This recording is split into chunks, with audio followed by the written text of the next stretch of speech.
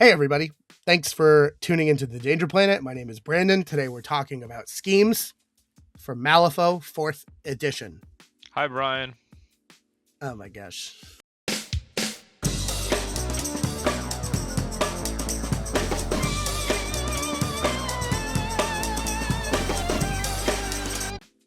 Welcome back in the continuation on our series of Malifaux 4th edition content. That is definitely something that we're going to continue doing even after our long break. I'm joined by friends of the channel, Landon and Haku, Pope Darpa and Haku. Say hello, gentlemen. Hi there. Hello, gentlemen. That's enough out of you. Okay. So as I mentioned today, we're talking about the schemes. If you want to know how to do schemes, you found the right place. This is your first ever scheme related content. I'm so sorry. We're going to cover some of the high level stuff, but basically we're talking schemes. So they are so different in 4th edition. In 3rd edition, you just had, you had a pool and you chose 2 of them secretly and then tried to get them throughout the game. Now you got to be on the ground, moving, scheming every second, as they say, Landon. Oh, I'm sorry. ABC, always be scheming. It's S, but yeah. In a previous cut of this video that will never see the light of day, I went on a whole bit about anti-lock brake systems, and we're not going to redo it, but just know that I feel negatively towards them. Now, that's a joke just for us. Okay. So schemes in Malifaux. In 4th edition, we had a pretty big upset in the edition change. There were lots of them, but in this one, schemes. So there are 15 schemes now in what they've built into I think I've heard it referred to as progressive scoring. So every single round, you're going to be working on a scheme. You're only ever at any time going to have one scheme that you're focusing on, and you're going to keep that scheme until at the end of a turn, you've either scored it or choose to abandon it. When you do so, just like at the start of the game, you're going to get 3 schemes to choose from. Although at the start of the game, usually either you'll generate it randomly or the TO will have told you what they'll be for the tournament ahead of time. Otherwise, you'll be looking at the scheme that you just abandoned or scored for which 3 it leads to. And they sort of chain together in this progressive series of events. You'll see some popping up on the screen now. But each scheme will lead to 3 further schemes, and you can get all the way through the deck to pretty much anything by the end of 4 turns if you try real hard. Schemes also have a number of things that are different from them. They will always, if you score them, score you a single victory point. And there's usually a somewhat more difficult version of the same or a completely different thing that you have to do to score a second scheme victory point. The schemes themselves also have different reveal timing, which is something that I think in the initial 4th edition really messed a lot of people up, especially coming over from 3rd edition, because some of them score at different times now. Most schemes are going to reveal and score at the end of a turn, but there are lots of them that will instead reveal at the end of an enemy model's activation, and there are some that will reveal when you complete the thing that you need to complete, like Assassinate. We'll talk about those sort of in situ as we get through each of the schemes. Suffice to say, for the schemes that you have to reveal after an enemy model activates, it's really important to make sure that you do it fast enough so that the enemy still has models left to activate. Because if they activate out before you get to the scoring part of that scheme, you just won't be able to score it this turn. And I'm sure I'm not speaking for just myself when I say I've literally lost out on victory points by being too aggressive and killing my opponent's models too much. And I guess that little overview aside, let's go ahead and get right into scheme number 1, Breakthrough. So Breakthrough is a scheme that's revealed after an enemy model ends its activation. To score the first point of Breakthrough, you need to have a scheme marker in the enemy deployment zone, which just means touching, doesn't mean all the way in completely. And it cannot have an enemy model within 2 inches of it. And if you do that, you'll gain 1 victory point. To gain the second additional victory point, you have to, when this scheme is revealed, also remove a friendly scheme marker from the center line and one from a friendly deployment zone, which again, in both cases just means touching, not completely within. And if you do that and remove all 3, you'll gain 2 victory points. It leads to Assassinate, Public Demonstration, and Frame Job. But Landon, what are your thoughts on Breakthrough? Yeah, so my thoughts on Breakthrough are that this is one of those schemes that I think I'm usually happy to score on turn 3 and not on any other turn of the game. Maybe turn 2. But obviously this is very hard to do turn 1 because you have to do it while your opponent is still in their deployment zone with some models, and that makes, the denial really easy, on top of meaning you have to go the furthest you can possibly go in order to, put the marker down. So like that's not great. For sure. The additional VP I find is just also very difficult to set up on turn 2, just because in those first 2 turns you're still working on your attrition game plan, and like taking 3 AP out of your day if you have a model in the right spot in every location seems a little tough. The way I've found you usually get the additional VP is if you have like some leftover scheme markers from a different scheme you might have tried to score that you had some extras for, or just happen to have the models in the right places already to do that. Like sometimes if you're playing informants or whatever, right, you might already have somebody that's close enough to your deployment zone to just drop the scheme back there. Yeah. But overall, I think this is one where you just have to have a very specific timing for it. This leads into from Reshape the Land, make it look like an accident, and search the area. And so it's kind of awkward to have this one lead into, right? So I don't think there's a natural setup to this like I think you get from some of the other schemes. So overall, I give Breakthrough like if we were rating them, I don't know, like a 4 out of 10. Oh, okay. Oh, should we rate them? That's probably important. Yeah, Haku, what do you think? I'm much higher on it. One, because I actually really like the schemes that go into it, and I think you're underselling how much setup you can do for it for the additional point. Oh no, you certainly can. Just because a lot of the times I found myself, plotting pretty much my whole scheme path for the game at the start of the game. Can I just say, on behalf of people who have played you throughout any edition of Malifaux, you fucking would, Haku. Yeah, because you got to figure out how to get yourself into that Assassinate, Detonate Charges pipeline that I'm sure we're going to talk about. It's definitely a pipeline for sure.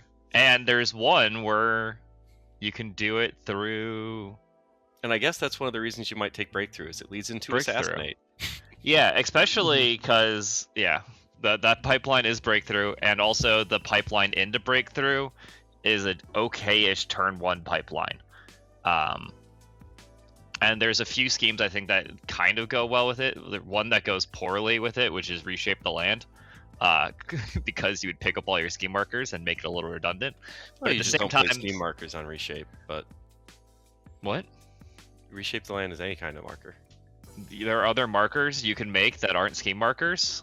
Yeah. I'm sorry, I've read Rusty Alice's Crew multiple times that only makes scheme markers. I don't know what you're talking about. Quiet down. What are you talking about? You make corpses too. Oh, right. Yeah, that's true.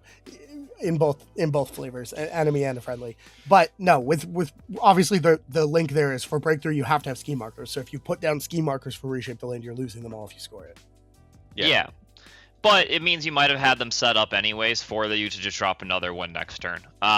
There's a lot of setup you can do, and obviously you can just place them turn 1 and then find out you need them later instead of just taking the prep action, right? I just think that's usually going to tax a lot of your scoring AP turn 1 or a lot of your attrition AP turn 1. So maybe you have the extra AP. I think that's usually not the best plan. Yeah. Interesting. I disagree with that. So I think Breakthrough is potentially doable on turn 1 under the right circumstances, but you really need to know that those circumstances are going to occur within your game before you pick it. And unless you know for sure, and probably therefore don't really need to listen to this video, I probably wouldn't recommend it. Turn 2 is like less bad, but turn 3 I think is really the sweet spot with Breakthrough.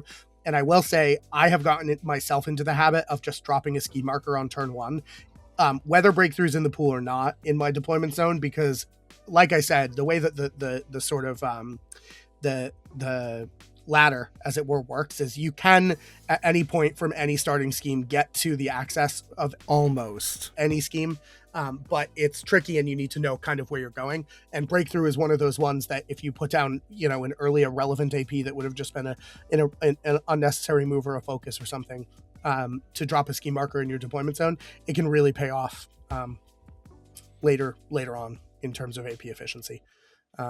So yeah, I don't know, Haku, you so where are you on out of 10 on Breakthrough? I'm actually probably closer. I mean, if we're doing out of 10, I'd probably be up like near an 8 or 9. Yeah, I think 3 markers is just such a small amount of actually interacting, and the fact that it's not end of turn and it's end of enemy model activation means that you can get that guarantee much out. Like if you have one model at the end in their deployment zone, you drop a scheme marker, they don't have anyone nearby, they just have to go with someone else, you just get it. They can't take the time to be like, oh, I'll move my model to move my other model to get close enough to interact with you. You just go, nope, mine. Yeah. See, if I hadn't denied breakthrough like every time my opponents took it over the weekend, I'd feel the same way that you feel as far as rating it rather highly. I like the schemes it goes into, and I like the sort of timing of it, but like, I don't know. It seems too easy to deny to me. For me, it seems really easy to guarantee 1 point. Yeah, I think guaranteeing 1 point is sometimes very easy, but also like all you have to do to deny this is walk over near the scheme marker, and then your opponent just won't score breakthrough. It's possible that maybe they activate a model and then try and lure you off or something, but that's not as easy. I mean, that's much harder than just getting a scheme marker down with the interact. And obviously the deployment types will affect this too, but I gotta say, Luring I you think off I'm probably doesn't do anything. You just need the marker there. Just need the marker.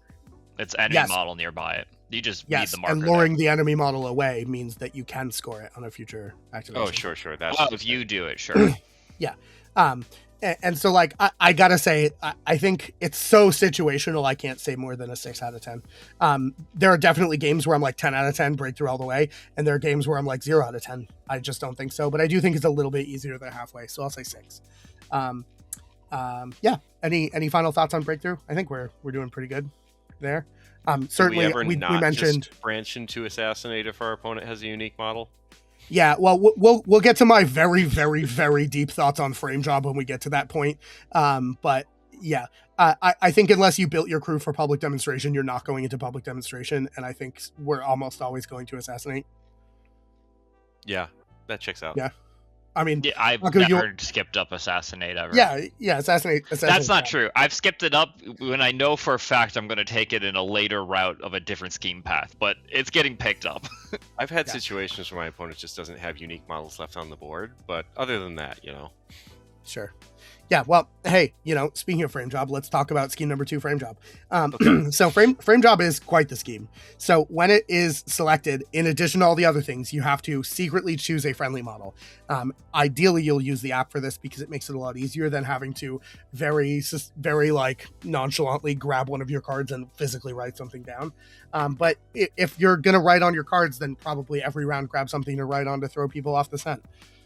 Nonetheless, frame job, you pick the model that's going to be the one who is framing the job.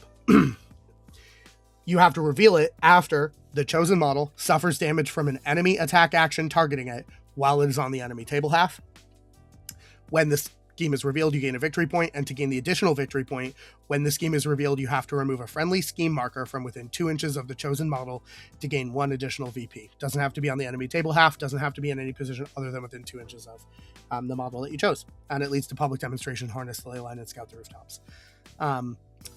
I fucking hate frame job, and I'll never select it under any circumstances. Landon, what are your thoughts? Before we get too far away from the reveal condition, I want to point out you can totally obey an enemy model to hit your own guy to score this, right? Like we're in agreement. You absolutely can. If you have obey, I think that changes my mind. The only time you can play frame job is when you have obey, because I think I see this scheme picked a lot, and I think it's one of those things where when you play against players that don't spend a lot of time thinking about schemes, you're usually going to score 1 point. When you play against players that absolutely don't read schemes, you'll score 2 points. When you play against anybody who has even remotely looked at what schemes you have available, you're going to score 0 points a lot and 1 point sometimes. I think there were several times over the weekend we just played where I just never took attacks into my opponent when frame job was available and just found other things to do with my scoring. And they're just like, well, discard my frame job at the end of the turn? I'm like, yeah, I bet you would. Because a lot of the times here, you spend your time attritioning on turn 1, turn 2, and then I found you can just scheme your way into points for turn 3, turn 4, because you've already killed most of the important models you need to kill by then. So, like, if you're just going to incentivize me to play for my points instead of kill more guys, I feel like that's encouraging good behavior. Sure. So, like, turn 2, I can see you play this. turn 1, I can see you play this if there's a really bad pool, because it at least lets you like have some plausibility that, if you just double walk a model to the center line and just drop a bomb, that like, if they shoot it, you at least get a point back, right? But other than like that turn 1 type frame job thing, I don't think you ever play this without an obey. Sure. Haku, thoughts? Frame job? If you're losing the game and you just want a point, frame job it can get you. I think that's the worst possible time to take frame job, because when I'm winning the game, I don't need to kill your models. I already have a point advantage. I don't need to further cement a further attrition advantage. I just need to make sure you score 0 points. So if I see you can take frame job, I just won't hit you until I see your scheme. Same. Nah. Or just don't hit their models on your half, right? Because the model does have that are on their half for sure. Yeah. Or move them back onto your half. No, sometimes you're just really down. You're losing by 6 or 7 points, and you just need 1 point, and your opponent generally stops thinking about your schemes when you're that far ahead, and you already have the game won. And it's a Hail Mary. It's a Hail Mary play, and it's worked against me multiple times. So maybe just take it against me, because I like killing models, because it guarantees my win. And I don't think diff matters as much in most of the tournaments we've been playing lately. I'd have to argue with strong disagree. If not for the part that I accidentally gave up 2 points of this on the last turn of a game that I was winning pretty hard on. Yeah, it was my first game of the weekend though, and I never made that mistake again. Yeah, but next tournament there's going to be another first game of the weekend where it happens again, and everyone's like, people get cocky when they're winning.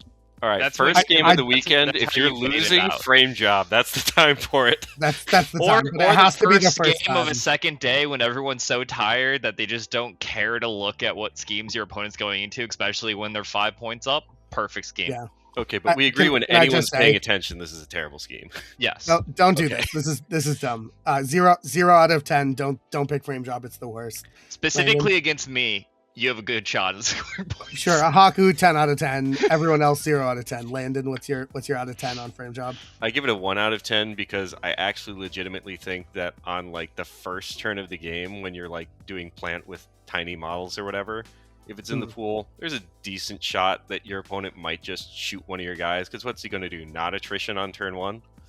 Yeah, I think there are legitimately a couple from the shadow models who could bait this out really easily turn 1, I think, when you think they're like going for scout the high ground or something like that, and they'll take the pot shot against you, and you just go frame job.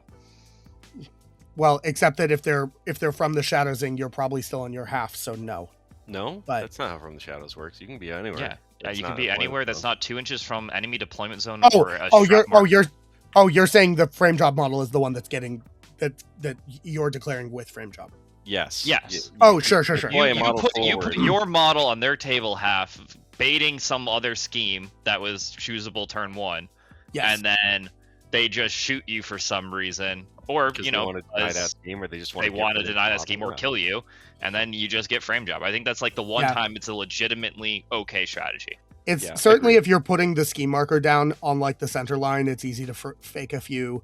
Like you could fake breakthrough or maybe ley lines. Yeah, or on top of a terrain, or on top of terrain, you could. For what's the one strat where you just need a scheme marker next to terrain for the extra VP? It's wreck. That one you score literally immediately. So but you score it immediately at the end. Oh, you're right. You do score that immediately. I'm so stupid. I hate that strat. Whatever. But if you're putting one down, it's possible. Yeah. So it's potentially fakeable.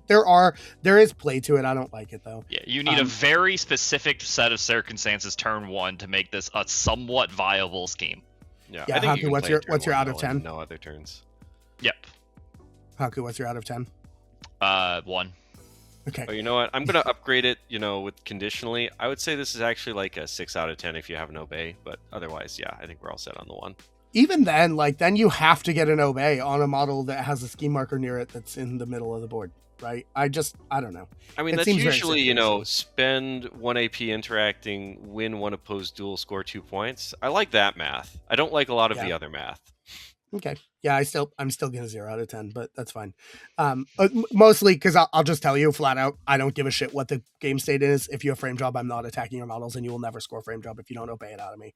Yeah. I'll die on that hill. Let's jump to Scheme 3. Scheme 3, a crowd favorite that's been in every gaining ground except for 4 of every Malifaux edition that's ever happened, basically. Assassinate. So Assassinate is when it's selected, you have to secretly choose a unique enemy model that has half or more of its maximum health remaining. So importantly, unique. That's the thing I see people mess up all the time, especially against me, a Euripides player. And it has to be at half or higher health, which generally means that you can't have, almost wiped their whole crew the whole time. But it's pretty easy to pick. The trick is figuring out that information without actively telling your opponent that you're thinking about choosing Assassinate. And if you're not tracking damage in the app, or like clearly with dice or like a very clear marker, that's sometimes tricky. So for that, unfortunately, this probably takes a hit in my book. But you reveal the scheme as soon as the chosen model is reduced to below half of its maximum health. Really importantly, that does not specify in any way that I have to be the one to do it. Just worth noting, as soon as it's reduced below half its maximum health, you reveal the scheme. When the scheme is revealed, you gain a point, and then the additional point is at the end of the turn in which the scheme is revealed. If the chosen model has been killed, gain an additional VP. Again, doesn't specify the player, importantly. And it leads to Scout the Rooftops, Detonate Charges, and Runic Binding. Landon. Yeah, 10 out of 10. I don't think there's a game I don't take Assassinate when it's up, usually. Just because usually everybody has like a totem, and the totem's usually pretty easy to kill and unique. There's probably some exceptions, but even in those groups, there's probably still a model. I don't know about easy to kill. Almost every totem just like has 9 health now, but yeah, sure. Some of them are different, like Rusty Alice totem that has a bajillion health. Yeah, we'll get to you. Haku. Yeah, but no, this scheme is just a slam dunk. It leads into good schemes. It's rewarding you for doing what you already want to do, which is killing important models to your opponent's crew. Like, maybe you wouldn't take it into like Tiri or someone who's absurdly tanky, but like, it's really good. Yeah, Haku, what do you think? Yeah, most broken scheme in the game. Well, that's not true, but it leads into the most broken scheme in the game. So basically, the most broken scheme in the game. Exactly, the 1-2 punch. Yeah, it really is actually the 1-2 punch. I think Assassinate is just insanely cracked of a scheme. The only time I pass it up is turn 1 to just find a different path to get it later in the game. But even then, sometimes you can take it turn 1 if you're on like Wedge or something. Sure. So. Yeah, and really importantly for people who played previous editions of Malifaux, Assassinate is any unique model. Doesn't have to be the leader. Doesn't have to be a henchman or totem or anything like that, right? So lots and lots and lots of crews have dozens of different unique models to choose from, and there's lots of like 5 and 6 point unique models that are super killable. And for that reason, Assassinate is extra. Yeah, there are so many more unique models in this game than there ever has been before. So most of your crew, vast majority of your crew is going to be unique models. Yeah. Very rarely do I find the opposite true, which I guess we'll get to when we talk about public demonstration. But I think I do really like Assassinate. I think it's very, very easy to not only score at least a point off of, but because this edition is so much killier and there's so much less damage reduction, I think Assassinate is one that you should really be actively trying to flex into pretty much all the time, because it just is in line with what you want to be kind of doing anyway. Landon, what's your out of 10 rating, did you say? Definitely 10 out of 10. And the reason why I wouldn't give it anything less than a 10 out of 10 is all 3 of the next available schemes are powerhouse schemes. Scout the Rooftops we'll go over is pretty good. Detonate Charges is, I think Haku and I probably are going to only rate one other scheme 10 out of 10, and it's probably that one. And then Runic Binding I think is really good too. And my favorite thing about 2 of those 3 schemes is you can work ahead. Because there's no like additional points you need to finagle with over Assassinate as far as your AP is concerned. You just kill the model, and then you have a bunch of additional AP to do whatever you want. And that can just be throwing pizzas on roofs for Scout the Rooftops next turn. You can score your scheme before you even need to score it. So, and that's true of Runic Binding as well. And to a degree, it's also true of Detonate if they go to try and, start interacting with you while you're working ahead, right? So, like, 10 out of 10. To an extent. Yeah. Haku, what do you got for Assassinate? 9.9, just because, as he talked about, we will talk about one that's better. But I really do like the whole dropping the schemes early, especially for Runic Binding, because that's an enemy model ends activation reveal. So you can legitimately get your Assassinate, get your points, drop some scheme markers, knowingly take a Runic Binding, and they might just not have an option, and you just score at turn 1. At first activation from the enemy is legitimately a way it can work. Yeah, on the next turn, not on turn 1. Yeah, on the next turn. Yeah. I completely agree, although I think I'm going to give Assassinate like an 8.5. I think it's very good. I think there are a couple ones that are a little bit maybe more my preference. The only trick is sometimes you'll get to a point where you've killed their like one really important model early, or like their totem is nowhere to be found and they just like don't hire unique models, but that's so few and far between. Aside from that, maybe I think 9. I have to say 9, but definitely not 10, because there are circumstances where it's just not possible. Let's talk the first of the terrain ones, Scout the Rooftops. So really importantly, I guess we should, before mentioning this, there's a number of terrain ones that are really important. 3 to be precise, but basically the terrain schemes are there to make sure that the 4th edition game really involves terrain, and I think they've done a really good job of making it not only important for scoring, but also with the new awesome terrain rules to just be very impactful and important to the game. Realistically, if you aren't in a position where you have like 4+ height 2 pieces of terrain on outside of 6 inches of your deployment zone, you should be either making sure that nothing's wrong with the table or talking to the TO, because it does really, really affect your ability to score 3 of the 15 schemes. If that's not the case, and that's not acceptable, Malifaux 4th edition requires you to have height 2 climbable pieces of terrain that you can put scheme markers on, get on top of, and interact with in a meaningful way. And so like talk to your TO, make sure if you see a table that's very concerning before the tournament starts, it's hard to cover everything in an addition change, and this is one of the ways that you can help. So really, really make sure. And if that's not the case, like talk to them. Maybe they'll be like, well, we couldn't do anything. We're going to take the schemes out of this pool. There's all kinds of things. Suffice to say, don't get yourself into a position where you lose games because the board isn't adequate for scoring schemes, which I think is one of the concerns with how things go. But without further ado, Scout the Rooftops. Scout the Rooftop reveals at the end of the turn.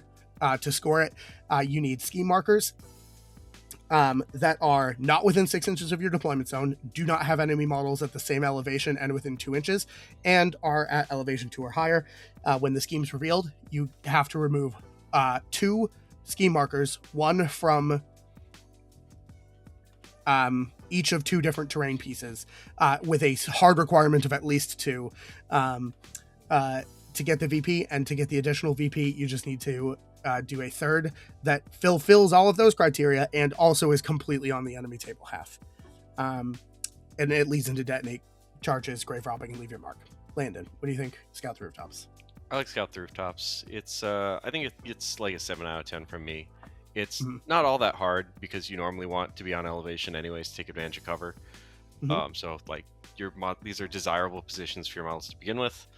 You don't have to even move your models on top of the things, since you can throw scheme markers on top of roofs from below roofs, so you can pizza them up if you're hiding behind the cover but don't want to be seen.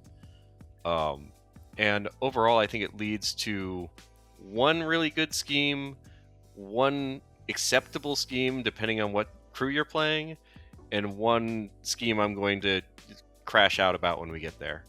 Amazing. So generally speaking, I like the scheme. 7 out of 10. You won't take it every game. Sometimes the terrain just doesn't look like where you want it to, or it's just easier for your opponent based on whatever deployment you got. But generally speaking, I think it's pretty doable. Yeah. Haku? Yeah, I'm a pretty decent fan of this game. I like that they finally gotten around to saying the scheme marker's not within 6 of your deployment zone and not the terrain piece, because that made for like really annoying layouts for TOs to have to deal with, as well as just very annoyances when you have like big pieces of terrain. You're like, well, can't use this whole piece of terrain now, it's just all dead weight. So I mean, to be fair, you shouldn't have pieces that are that big to begin with, and there are rules for breaking them up into multiple pieces, but I agree. Yeah, those were not consistent in 2 weeks. It didn't matter as much, but it definitely was annoying. I don't even know what the number 2 is. I've only ever known the number 3 and 4. Yeah. No. I'll say, thank God, 3D printers are as cheap as they are now. I think that's really helped make a lot of terrain for a lot of bigger TOs and tournaments where it's easy to just actually just start printing like boxes and stuff like that to have things to walk and climb on. When in doubt too, there's a pack of shipping crates that look like old timey boxes on wooden like pallets that I think are pretty lore reasonable that you can get on Amazon for it's like $12 and it does 5 of them, which are really good. You just build them flat and then they work really, really well for height 2 blocking climbable pieces that you can just throw in to make any old third ed table work pretty well for. But yeah, I do like this scheme. I think the ability to interact with complete disregard for vertical distance is really important. And if that weren't the case, maybe this would be less good. Obviously, like we have this concept where when you drop ski markers, you want to protect them by having them be in base contact because they're harder to remove, because your opponent can't remove them with the interact action. But there's lots of range ski marker removal throughout all kinds of things. So like that's not really that important, and they have to like get close enough to use any of that stuff. So. Yeah, don't forget your guy below the height 5 terrain can just place a ski marker within one of them on top of that height 5 pizza terrain. it up, as Landon said. Pizza it up. Yeah, you just got to throw a pizza on a roof sometimes. I don't know what to tell you. Yeah. Landon, what's your out of 10? I think I said 7 out of 10. Yep. Haku? Yeah, I think 7's a really good spot. Above average. I think I'm probably in 7 as well. I think Scout's pretty good. It's very ubiquitous and it's very sort of iconic of the edition. Let's talk about scheme number 5, Detonate Charges. So Detonate Charges is another one that's revealed at the end of the turn. To score it, when it is revealed, you must remove 2 friendly scheme markers that are within 2 inches of enemy model or models to gain 1 victory point, which is as basic, I think, as it gets. To get the additional VP, you have to remove 1 additional qualifying scheme marker, which is to say within 2 inches of enemy model or models. And that's it. It leaves the grave robbing Runic Binding take the high ground. Landon? Wait, is this scheme even easier than I thought it was? Det Charges? Did you think it had to be multiple enemy models? Because it doesn't. No, I thought it had to be a singular enemy model. No. Oh, yeah. Also, it doesn't.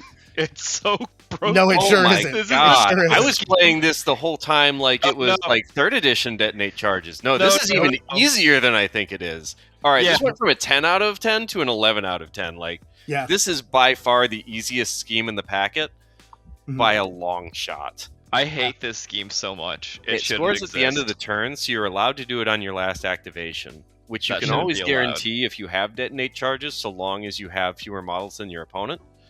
We'll do an in-depth video at some point on pass priority and how that whole new area of the game works, but suffice to say, to still pretty decent schemes. Like, one of my favorite things to point out here is that, Runic Binding is a really good backup for in case you somehow messed up scoring this scheme. You just go, all right, I'll discard it, take Runic Binding, and now my schemes work again. I'm set up for next turn. So even while being infallible, it has a fail case, that you can lean back on. There's a lot to be said for that, I think. I would definitely be aiming to take Detonate Charges 100% of the time when it's in the pool, I think. Haku, do you feel similarly?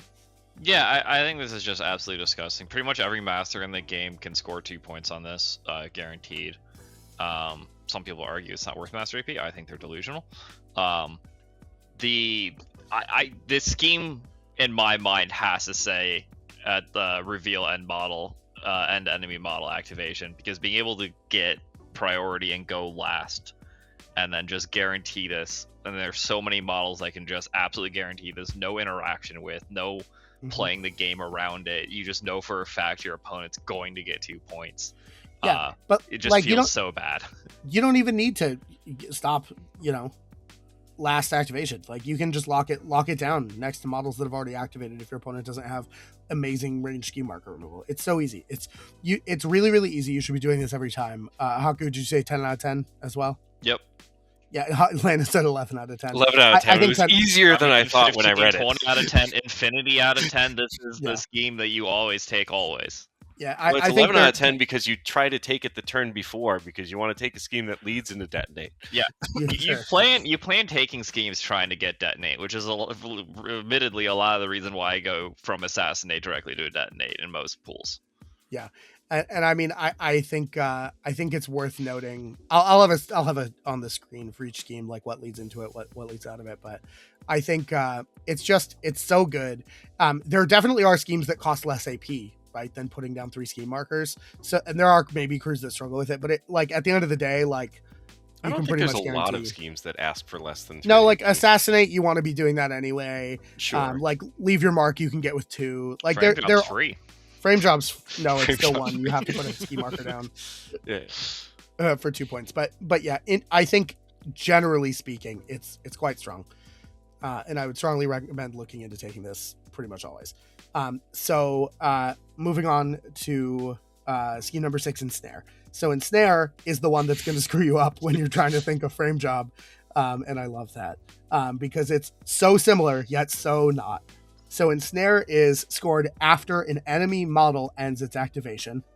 When it is revealed, you have to remove 2 friendly scheme markers from within 2 inches of a single unique enemy model. So not any model, both have to be 1. And then to get the additional VP, it's completely different. The enemy unique model that you remove the schemes from needs to be engaged by a model of lower cost. And it leads to Reshape the Land, Search the Area, and Frame Job. Landon? So this is like the awkward child, second cousin of Detonate Charges. It's like, oh, they made Detonate Charges but balanced. This is your opponent has to legitimately be able to interact with it. It requires a very similar condition, except you have to do it to a single unique enemy model. Importantly, you don't have to like pick which one before you take the scheme. It just at any point during the turn if it crops up, But like, I really like Ensnare from a design perspective. I think from a play perspective, it gets more like a 4 from me. I'll take it sometimes, but it's like so objectively worse than Detonate Charges. It's not really all that funny. And it requires, I think, a bit more of a specific kit, a more specific timing to get to go off. And the additional VP sometimes is just really awkward to get. So like, it's a lot of setup for the 1. There's a good amount of counterplay. And I honestly don't like the schemes this one leads into for the most part, like at all. So it's more of a dud. Sure. Yeah. Haku? This is legitimately what I think is the perfect scheme. I think this is what should be the goal of balance to get to, and what makes me excited about 4th edition.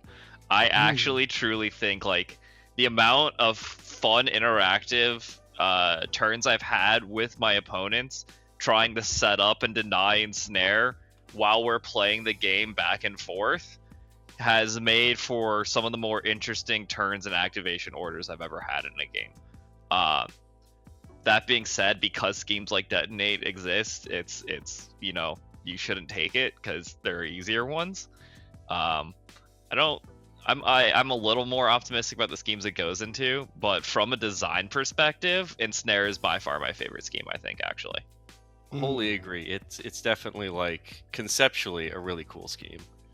Yeah, I mean, even playstyle. If your opponents or you decide to take it because your path is kind of weird, it's a really nice scheme. Yeah, I mean, keep in mind, right? You're only ever going to have an option of 3, and sometimes Ensnare just seems like the best option, right? Sure.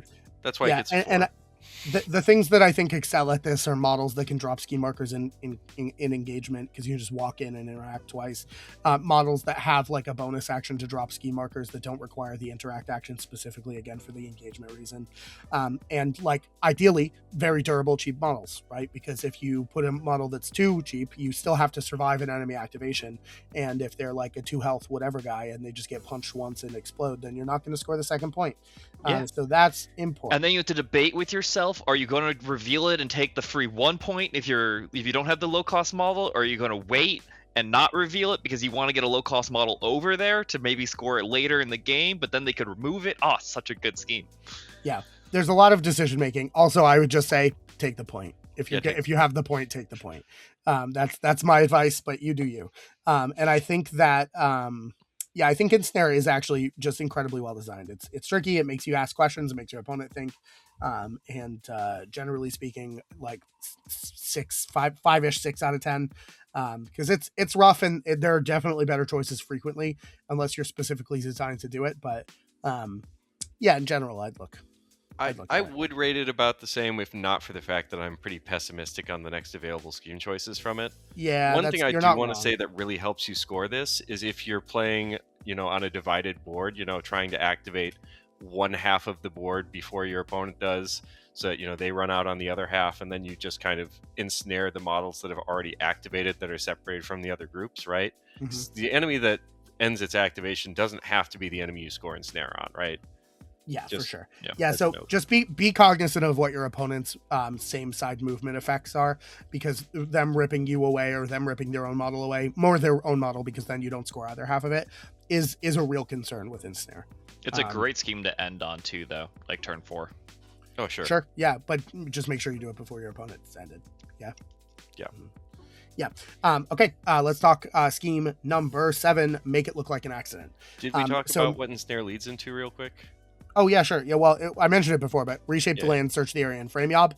We've already talked frame yob. Don't do Haku, it. you said you were more optimistic about what it leads into. What is it that you like coming out of Ensnare? I like reshape the land actually a decent amount. I find you already sometimes have it set up because you're dropping many markers, so you just remove 2, or and then you still have 3 down because you over designed for it. So sometimes it's actually really easy to go into reshape the land because you already have a bunch of markers down. Interesting. So I've definitely had that where I just I was thinking oh, turn 3 I have Ensnare, and I'm like, all right, well, I drop 2 markers by this guy, I drop some markers by here. I'm kind of playing like I have what's the take the high ground? I think one of the take the high ground is have people, or no, reshape the land. Make it look like an accident goes into both Ensnare and reshape the land. So you can also kind of just pretend you're going for reshape the land while doing Ensnare, and then set up for your reshape the land the turn after. Oh, that's kind of cool. I like that. So that was a fun little path I've took once. And then search the area is also not it's not bad. I think that's an abysmal scheme. You're very wrong. We'll get there. Okay. It's fine. It's not frame job bad. It's not. No, we'll talk about it. You've probably been doing it wrong. No, I'm sure you haven't been doing it wrong, but holy shit, that scheme fucking blows. I'm glad we talked about that, though. I don't know why we hate search so much, but I'm excited for when we get to it. Yeah, Brian, you know why. I will not be specific. Okay, anywho. So let's jump into scheme 7, make it look like an accident. So this scheme is revealed when an enemy model suffers damage due to falling. It does not specify it has to be controlled by you, but that does help. When the scheme is revealed, gain a victory point, and if at the end of the turn in which the scheme is revealed, to get the additional point, the enemy model that fell has to either have been killed or be at less than half, not equal to or less than half its maximum health to gain the additional VP. And it leads into Ensnare, which we just talked about, reshape the land, and breakthrough. So yeah, make it look like an accident. Landon, do you ever make it look like an accident? I do. This is kind of a weird one to rate, though, for me, because I've played crews where it's actually kind of hard to score make it look like an accident. I found it somewhat difficult to score when I was playing Mayfang, to be frank. But sure. Then there are crews where you're just oh, this is free points. I think I usually would try to go for it if I had the ability to put people off of buildings. But the problem you'll sometimes find is if you have to put people onto buildings first. Now, normally this game is relatively incentivizing us to be on top of things, right? But sometimes there's just a map where you'd rather throw the pizza on top of the building the turn before or whatever, rather than just go up it yourself. And so if their opponent doesn't have any models on buildings, I don't think I'm ever taking make it look like an accident, hoping they later walk up for me, because they usually won't. I think lots of people are conscious about this scheme when it's in the pool. For sure. But yeah, this make it look like an accident. So it's hard to rate because it doesn't. It's very lenient as far as how you do it, and it rewards you for doing things you usually want to do, which is displacing people from strong positions and then killing them. So I don't know. I feel like I want to point out that it's also that a lot of the times they can't think about it, because it's coming up on your path, maybe 2 schemes in. So, I mean, at most they know about it when you reveal the scheme before it, right? That they might need to get off of high ground, but a lot of the time positioning is set in stone by then. Yeah, but what I mean is, if it's the turn where you're saying, or where you've revealed your scheme and it's on the next thing, right? I don't think they're climbing onto terrain at that point in time. Right, but let's say might not run you off start of it, the right? game with take the high ground, right? And you both do take the high ground, then the next scheme is make it look like an accident. For sure, I get that, and that definitely did happen in a couple of my games, and it's good there. But that's why I'm saying, it's good situationally. It's one of the schemes that I think really makes the scheme system the dynamic nature of the scheme system feel apparent and cool, right? Because sometimes this is a great choice and sometimes it's not, and you're never committed to taking it. Yeah, I agree. I very much like Ensnare. The design space of this card is fantastic. For sure. And when it's good, it's amazing. When it's bad, it's miserable. And I think the design to make it look like an accident is an absolute slam dunk, because it does everything that they wanted for 4th edition. It really, really makes you want to care about and interact with the terrain. That being said, there are some easy ways to sort of get it. An easy cheat code for sure is Obey. You can make your opponent decide to walk up a building and then fall, or walk part way up anything, and as long as you're over 2, they can just fall during. Oh yeah, that's pretty nasty. And then take it.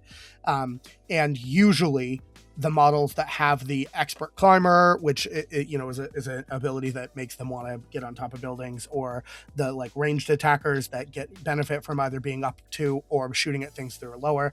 There are lots and lots of crews that have models specifically that get better when they're on terrain, and against those, I'm never short for make it look like an accident targets. I usually will find one, if not more, and frequently I'm thinking about keeping off of terrain because of it. So knowing the schemes that lead into it, so you can sort of prepare ahead of time, which I'll put on the screen now, are generally speaking probably a good thing to internalize. But I really make it look like an accident. I think it's a little bit easier to scheme just because of how much people want to do, and you don't even have to kill the model all the way. You just have to get it below half, which is generally pretty easy.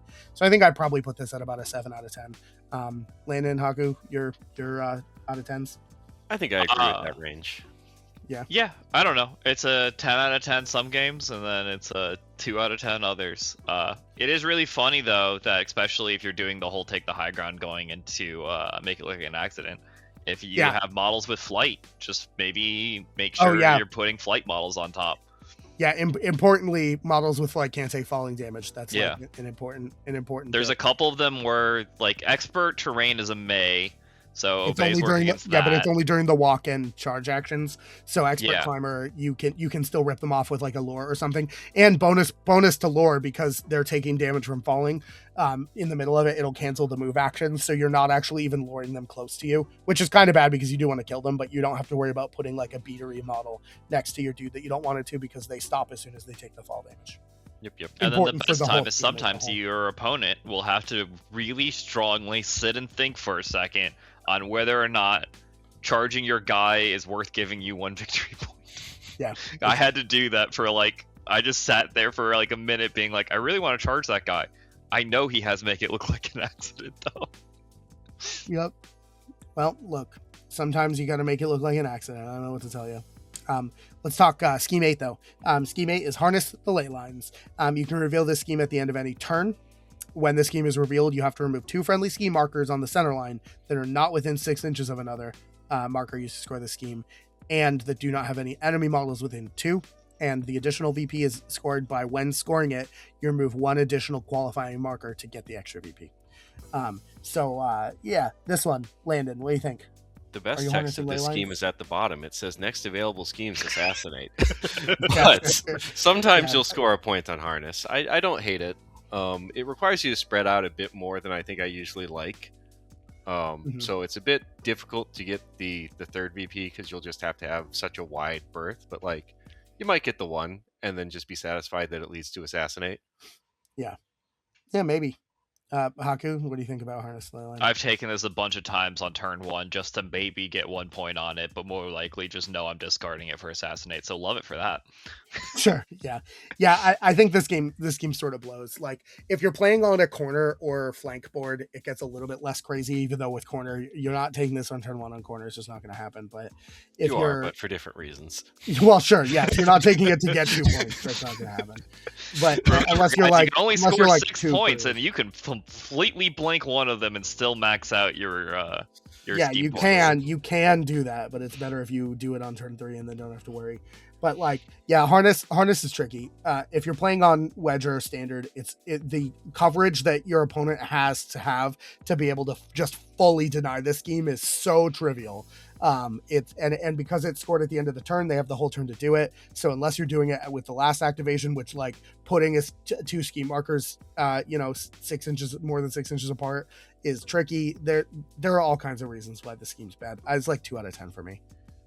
I was gonna give it a 3, but like I actually give it a 6 just because it leads into Assassinate. Like I will wholeheartedly take this turn 1 discard just to get Assassinate turn 2, but like, yeah, if we're just rating it based on the points I'm gonna score off of harness, it's like a 2 or a 3. But I highly, value the ability to get into the Assassinate Detonate pipeline in any way, shape, or form. So like it gets a little bit of boost from that. I think I put it into like a 5 for that.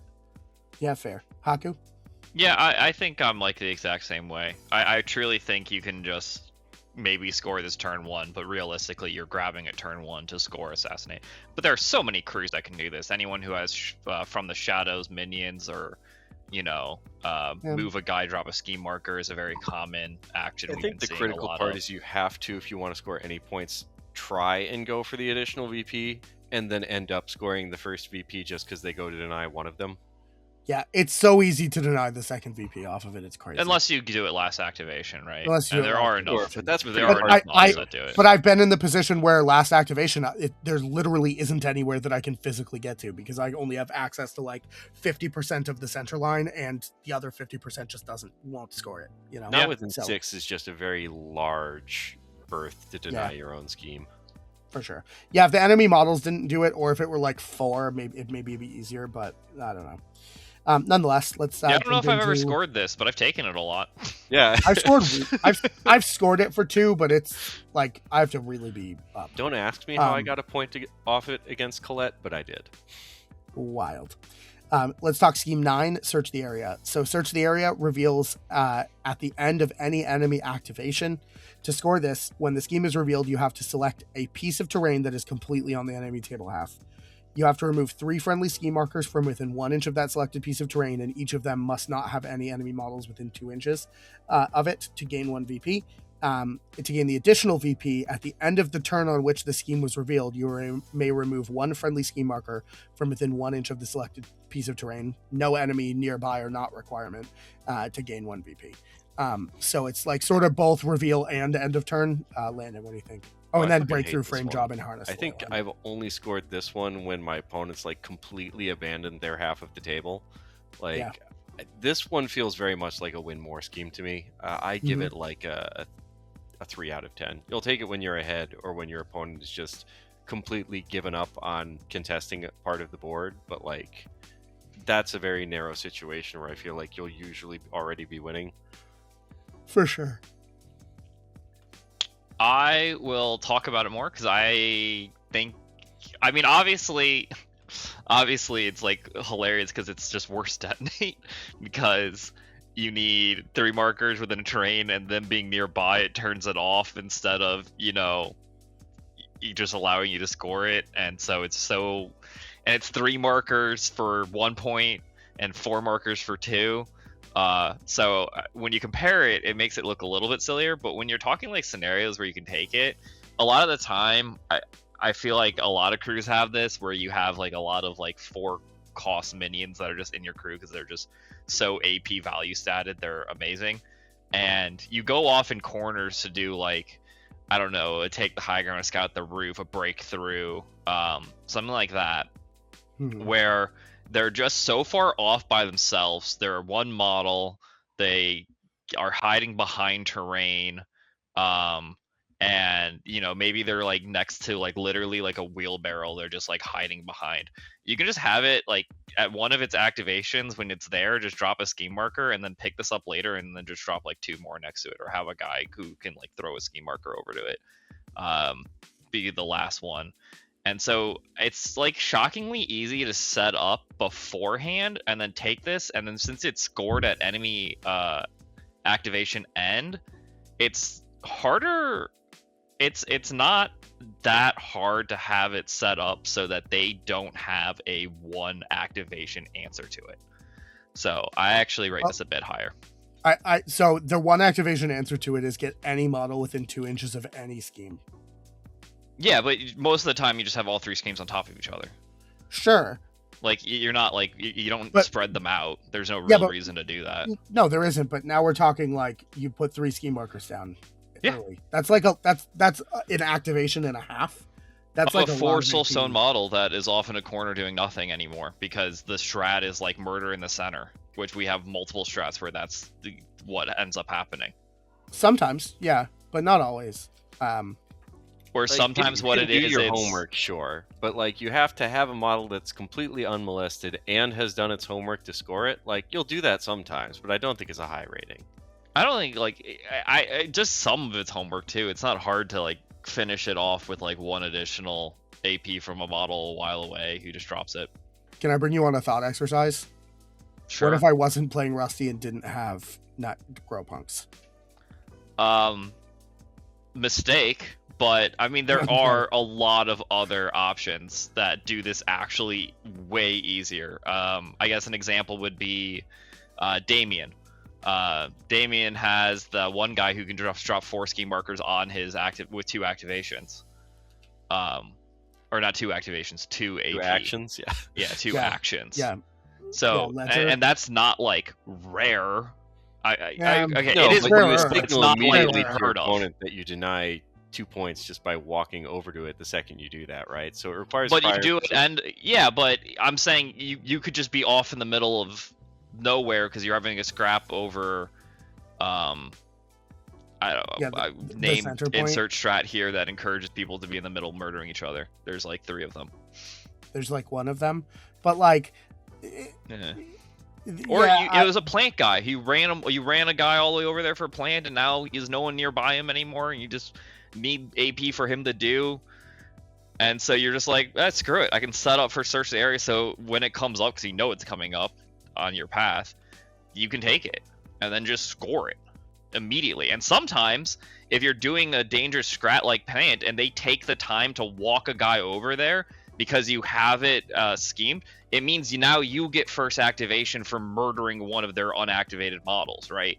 Like sometimes if their action is like walk, leap just to get into range to deny this on their activation, you have activation control now, which could lead to a lot more dangerous streak, and then score it later in the game with like your master just being able to drop 3 because you got such an advantage off of early game on that. The important part about leaving this set up from a future turn, assuming that you have 3 ski markers over there, is that you're hard capped at 5 ski markers now. So like there are no schemes that you can store both points of that care about schemes except for Ensnare, and still have it set up, right? So it's not possible if you did a scheme 1 before to have it fully set up, because you're always ripping them off, let alone if it's like Reshape the Land or something crazy. But if you had infinite scheme markers, I would agree with you. If this weren't 4th edition, I would agree with you. I disagree. You're not vibing with me.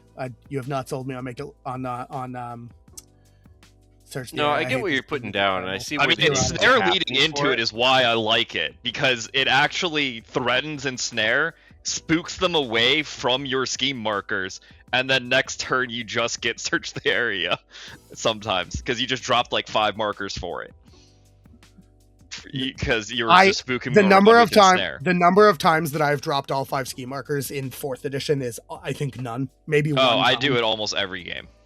I have good things. I've definitely had it happen. Like helpful. I don't know. I do it almost every game, and I'm the crew I was playing has no scheme marker generation, so I'm just whole cost spending an action to drop it. I'm picking up what you're laying down. I just don't necessarily agree that that's as frequent or as easy. I am both not picking it up, but just like leaving it alone on the ground and walking away from it.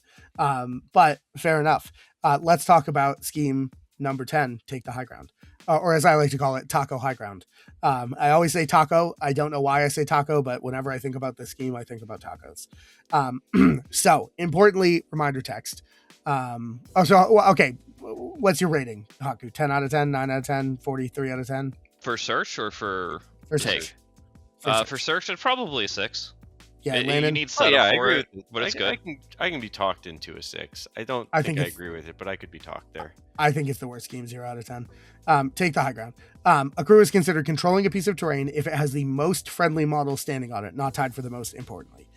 This crew's models that are within 6 inches of their deployment zone are ignored, so you can sort of stand on the edge if it's too close.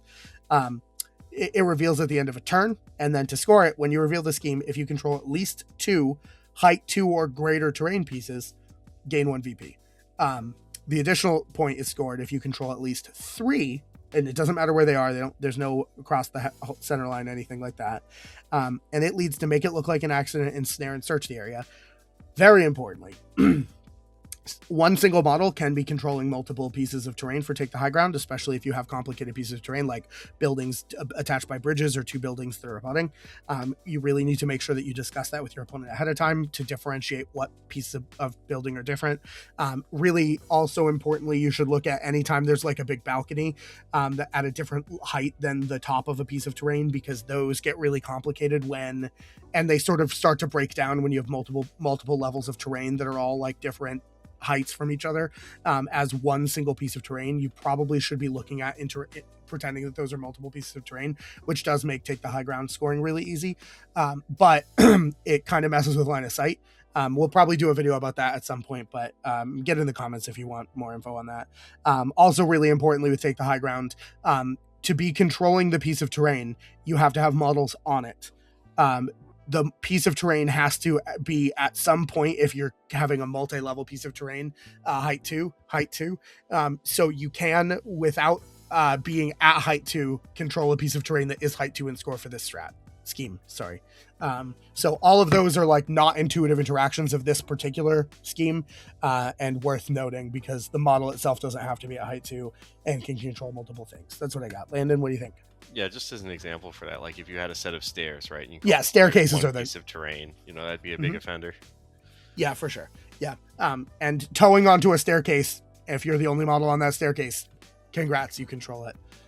It's not the most cool and sportsman-like way of getting this scheme if your opponent is not aware that you've towed onto a staircase and are now scoring it, but it's worth noting that you should talk about all of the terrain before you start each game, regardless of what the TO is prepared in terms of packets or terrain instructions.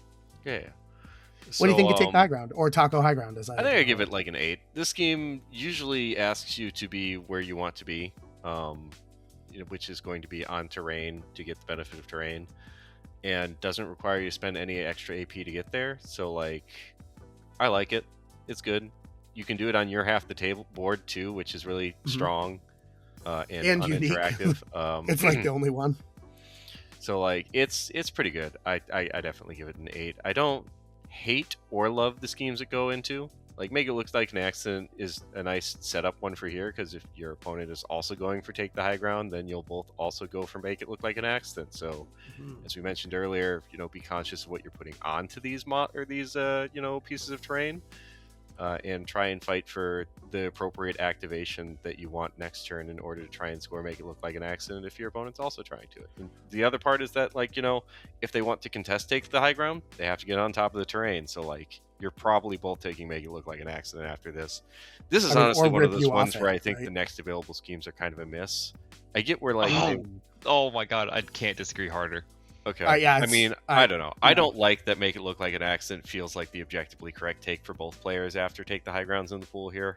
And that's why I don't really like it. But, okay, it's fine. Well, Haku, what do you think? So this is one of the reasons why I like Search the Area, because Take the High Ground is a non-AP needed scheme where you can have your models on terrain pieces that are set up for your models to spend their activation after getting on there to just drop some scheme markers, which is really nice because it sets up for a couple things. It can set up for Search the Area, which you can pivot into if those scheme markers are being uncontested. If they go for make it look like an accident, a lot of the things that knock you off are, actions that are claw actions and they need to be next to. Not always, because it depends a little bit on your opponent's crew if they like obey you off or whatever, long range, shoot you, Lures are the most you, common whatever. Personally, Yeah. but What's the most common? lures. Lure. Yeah, I don't know. Probably is. I didn't go up against many of those, weirdly enough. But yeah, no, probably is. But I'm just saying, it technically can also help you set up for Ensnare, and it helps you set up for search. So you can actually just take the time to drop the scheme markers to then maybe have, if you're just having like a setup turn with Take the High Ground, that you can pre-bake in your next scheme a lot easier, especially if you don't have good make it look like an accident models. Or your opponent doesn't go for Take the High Ground, right? So you went for Take the High Ground, and they are just on a completely different path of schemes. Yeah, for sure. Which happens often if this is a turn 3 or turn 4 scheme, right? Yeah. And so you have the opportunity to then pivot into Ensnare and Search. This is the design space that actually makes me like super excited for 4E, because there's a lot of things like this that you can set up for your next turns that make it, based off of how they reacted for you going to this, pivot into what you're going to do eventually. So this is what makes me super excited about 4th edition. Yeah, stuff like this. There's definitely a lot of fun interactive play here. And I think when both of you go for Take the High Ground, followed immediately by both of you going for Make It Look Like an Accident, that is currently the pinnacle of Knifey Spoony and Malifaux 4th edition. And it's just such a fun, everyone get up, everyone get down. But maybe that's why you don't take. I agree that maybe it's not a great like turn 1 scheme for like TO organizers to make as a turn 1 scheme, but it's a great reason for it to be like a turn 2 scheme where you decide not to go into Take the High Ground, because if they go for it, they don't have anything afterwards, right? If you truly think Ensnare and Search are bad, right? Sure. Yeah. There are like, if you don't agree with like the take with the idea that those are good schemes, then they don't have anywhere convenient to go from after they do Take the High Ground. Or even on turn 1, you can just be like, no, I'm not doing Take the High Ground. I have other things to do. Oh, you went for Take the High Ground? Okay, maybe I think your schemes the next turn are dead if you really are that unfavorable. True. Yeah. Yeah. No. Yeah. My color rage is just that from the last tournament we played, where two of the packets I think had Take the High Ground at turn 1. I think both of those games my opponent and I played the exact same scheme path, and it was a bit of a mood killer for me on that. But like, I get what you're putting down as far as like, it's a really fun and engaging scheme if it comes up in the middle of the game. Yeah. I agree. I don't like it as a turn 1 because I do think it's one of the more generically just, why would you not take it if you have the terrain for it? Because you can do it without interaction with your opponent. You can force them to come to your half of the board to even like try to think about denying it. Yeah. And so it's like so easy to do in a way that doesn't cost you much risk that could be super risky for them. To the point where even if you don't score it at all, since they invested so much in denying you scoring it, you just then can kill them. Oh no, you overextended all your models to deny me of exactly turn 1. Now you're dead. So no, I agree. I don't like it as a turn 1 scheme. I love it as like a turn 3 scheme. I think it's amazing. Also, I think I just all the bits from Scout the Rooftop apply here. You got to make sure that they're enough. Cool. I think I like it. I probably like 8 out of 10. Haku. Yeah. I'm probably a bit more like a 7. Especially because of the turn 1 thing. Maybe I'll 6 just because of the turn 1 thing. I don't mind it early because higher rated it's easy for to the purposes of this video. I think it makes it easier to. To pick it, yeah, that's fair. Yeah. Right, I'm not picking based off a design scheme. No. Yeah, 8, 9 out of 10. Yeah, for sure. And then sorry, my bad. I forgot what I was scoring for. Yeah. Just getting so excited talking about 4th. It's pretty good. Yeah. I'm excited that you're excited. Landon, what do you think? 8 out of 10, 12 8 out of 10 42 is I think where I put it. Like it's very, very easy to score. Okay. Let's talk about my favorite number 11 scheme, grave robbing. That's a fun joke if you played in the Veda. Okay. So fuck Minas Tirith. This is Malifaux. Okay. Again, if you know, you know. Okay. Grave robbing is when the scheme is selected, you secretly choose a type of non-scheme marker. Usually you'll probably be choosing remains markers, but maybe you don't. Who knows? Now, after killing an enemy model within 2 inches of both one or more of a friendly scheme marker and one or more of the chosen marker, you reveal this scheme. When scoring, when the scheme is revealed, you remove one friendly scheme marker within 2 inches of the killed model to gain VP. Nothing else except for proximity to the killed model matters. Until the end of the turn, friendly models may target enemy remains markers with the interact action to remove them and place them on your crew card. At the end of the turn, remove all remains markers from your crew card that were placed this way. If 2 or more are removed, gain 1 additional VP. There are numerous implications that have never come up about all of this extra text. And quite frankly, I just don't think it's worth getting into them. Suffice to say, when your models die, you make remains markers that are friendly to your models in your crew. When your opponent's models die, they make remains markers that are friendly to their crew, as well as any abilities that they have that are just like make a remains marker. It's friendly to the person who made it. Unless they're obeyed to do an ability like that, then it's the controlled. But don't overthink it. Grave Robbing. What do you got, Landon? I liked it way better when I forgot to read the enemy remains markers and just read remains markers. I think certain crews can do this one, and I think most crews cannot. I think it's really going to be polarizing. Like when I was playing Mayfang, right? Mayfang is you make a scrap marker, you jump to the scrap marker for your bonus, you spend an AP putting down a scheme marker, and then you spend the next AP or 2 killing the opponent, and then you score the first point of grave robbing. Perfect. The second point's kind of hard though, and because it's still a kind of hard second point when you're playing a crew that does it really well, I think this one gets like a 4 from me. Maybe even like a 3. I'm going to go down to a 3 actually. Like mostly just because I don't love the schemes it goes into for, a whole can of other worms. But like the fact that it's hard when it's good and it's even harder when it's bad is not a good sign for me. Yeah, fair enough. Haku, anything on grave robbing?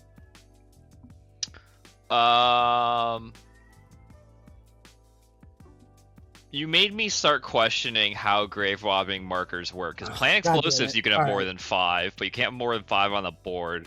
They made the definition in play, and now I can't get out of my head if you deny them from having remains markers dropped if you have 5 of them on your card or not.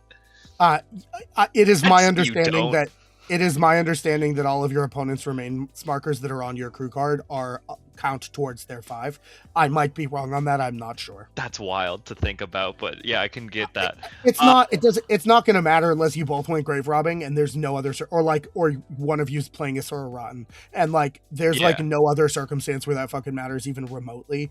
That being said, well, I'm Rusty Alice. I like eating them for soulstone. So if I can't eat them for soulstones because I have to put them on my card instead, I guess I don't have to. Yeah, I mean that is true. But still, that is true. Funny. You do have to do that. Yeah, but I guess it's just because we sort of breached into it, we'll go over it. So the when scoring is after killing an enemy model within 2 inches of both one or more friendly scheme markers and one or more of the chosen markers. If you choose remains, the remains marker isn't generated from killing a model until after the after killing part is. Remains markers are generated in step 6, I think. Step 6.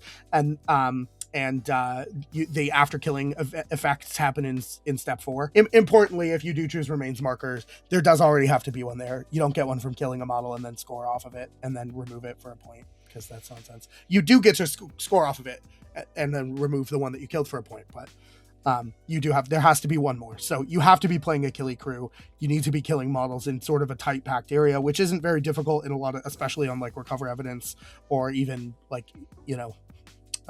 informants, but it is a little tricky. Yeah, I agree that talking about it wasn't worth it, because in my opinion this is actually the worst scheme in the game, because Kelly crews are the ones who arguably want to do it, but you don't want to waste AP dropping the scheme markers, and you definitely don't want to waste AP picking up the remains markers anyway afterwards. You want to be killing, and so scheme markers crews don't want to be killing the guy or don't have enough models to guarantee you kill the guy. So you just have to luck into the fact that they're just buy a scheme marker and a remains marker from earlier, and then you just start the round by killing them. So I mean, it can come up, but then you're looking at the additional VP and being I don't want to do this. I just don't want. It's 2 interacts. It's kill a model, then do 2 interacts, and have a third interact I've done beforehand. But there are crews that have killing potential and also scheming potential and are sort of hybrid. And for those crews, this is actually a really good scheme that I would recommend you look into. Especially it leads to make it look like an accident and Runic Binding, which I think are potentially also viable. But if you're a full schemy crew, it's tricky. It's a weird place. Yeah, and if you're full killy crew, it's the same problem, unless like you're really like looking into it. It's a very interesting hybrid scheme, and I will note, perhaps intelligibly, this was the last scheme added to the pool in testing. Okay. Yeah, I this for me is legitimately a 1 out of 10. I never, every time it came up, I've never taken it. Yeah, Landon. All right, I have a can of worms for you to open. Can we pick strategy markers? You can pick strategy markers. Yeah. When does the recover evidence drop? The recover evidence It says after a model is killed by the enemy crew. It's step 4 after killing. Okay, and we score this in step 2 after killing? No, we score this after killing? No, step 4, same thing. Okay, so can I score off of my recover evidence marker that drops after killing this guy if I have a scheme marker? Yeah. Oh, okay. Yeah, if you're playing in recover evidence, yeah, I think so. I'm gonna hold my 3 rating because of what you just said, and because I think some crews can play it. But I think for the most part, you're not usually going to want this scheme because of grumble about one of the schemes this leads into that we'll go into when we get into that can of worms. Make it look like an accident. You'll know whether you want to go into it or not. And Runic Binding, and we'll talk about leave you can lead into with this, if only because all of the fail case schemes that you might have dropped are going to already be near enemy models, and B, you just might have a couple extra. So I don't know. It also doesn't help that I think every scheme that goes into this has way better options. So like every time I look at grave robbing, even if I'm a crew that in theory does it well, you're like, oh, scout goes into detonate as well. Interesting. The one time I remember taking grave robbing, I think I only scored 1 point off it just because I found it hard to pick up the corpses afterwards. So I don't like that at all. Yeah, I got to give it a 1 out of 10. I think there are crews that maybe do it, and maybe I'd score like a 4 out of 10, but most of the crews don't, and for that reason, it's got to be that low. You know what? I'm going down to a 2. I'm giving it a 2. Okay, fair enough. I'd go down to 0. I think it's actually hilariously worse than frame job. Okay, let's talk scheme 12, the scheme that was almost on Damien's crew card for a while, Runic Binding. What you can reveal Runic Binding when an enemy model ends its activation, and when this scheme is revealed, you choose 3 friendly scheme markers in play. Each chosen marker must be within 14 inches of at least one of the other chosen scheme markers, not both, just one. And if there is at least one enemy model in the area formed between the chosen markers, gain 1 VP and remove those chosen markers when the scheme is revealed if the combined cost of enemy models in the area is 15 or greater, gain 1 additional VP. And it leads to leave your mark, take the high ground, and ensnare. Couple important things on this one. So when it means between and 3 scheme markers, it means if you like looped a piece of rope outside all of them, it's the maximum perimeter. That's one really important thing. Another really important thing, only one of the each marker only has to be within 14 inches of one. So the relative area that you can make with this triangle is fucking bananas huge. It does choose exactly 3. It doesn't choose more than that. So you do have to have a triangle, but really, really importantly, when drawing line of sight between 2 scheme markers, they can always see each other. You can't block it. Scheme to scheme, you can't block. Nothing else is that true that way except for strat to scheme and strat to strat. So like you can block with a lot of other things, but in this case, that's not the case. It's just flat out in the rulebook. You can't block Runic Binding markers to each other. In fact, doing so leads to you just flat out scoring this scheme for your opponent, so don't try it. And the last thing that's really important is we have a lot of models, and every single crew will have at least 1, and usually 2 models that do not have a cost. For models without a cost, such as masters and masters and totems, as well as things like mature Nephilim that are only summonable or only growable, you will always look at whatever their starting HP is and cut that to a cap of 10. So if they start with 8 HP, they count as an 8-point model. If their starting HP is 15, they count as a 10-point model. Flat out. That's how that works. I thought totems were always 5. Nope. Okay. I'll fact check that while you're talking, but otherwise Future Brain got this, but no, I don't believe. That was in for a while in the beta, that was a thing, but it's not currently. Oh, okay. I must have just hallucinated that, but I guess to your fact check. For a while, masters were 10 and totems were 5, but they canceled that in like the last couple weeks of beta. That's probably why I misremember it. Okay. Mm-hmm. Maybe I'll leave this in because I think that's a good thing to talk about, but if you want, I can cut it. Nonetheless, Lana, what do you think about Runic Binding? So I was going to originally put Runic Binding at like a 5 or a 6, and then you read it, and reading comprehension, kind of won over here as the scheme was once again easier than I had been playing it. I thought you had to go to 14 with both of the markers for a reasonably sized triangle. Nope. Isosceles the shit out of that triangle. Oh yeah. I'm pretty sure that I put this. I'm still going to go at a 6, but I could be talked into a 7, knowing that it's a way huger area than I thought, and totems might be more, towards the scheme than I thought. I really like that it usually is just catch two models between your markers and just fucking score 2 points. That's pretty sick. You can usually set this one up ahead of time, and because of the timing of its activation, Longton got into this with Search, but like, if your opponent sees that you scored it, in the setup turn, or you're able to dictate what their first activation is and what they're allowed to do during it. So like, it's really powerful in that soft pressure as well. So I really like it. I've talked myself into the 7. I like Runic Binding. I give it a 7. Yeah, I think I'm easily a 7 as well. This is also one of the reasons why, you can just dropping scheme markers in your deployment zone turn 1 just in case is not a bad idea. I've had those scheme markers come back up much later for Runic Binding, where it's just like, oh yeah, if I just drop 2 markers, I get this really fun tiny ass isosceles triangle that just like scores 2 points for no reason, and it's frequently overlooked because it's like an old marker.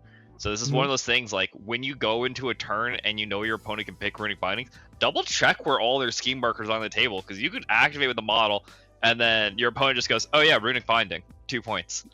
And you just go, oh shit, yeah, you did just score 2 points.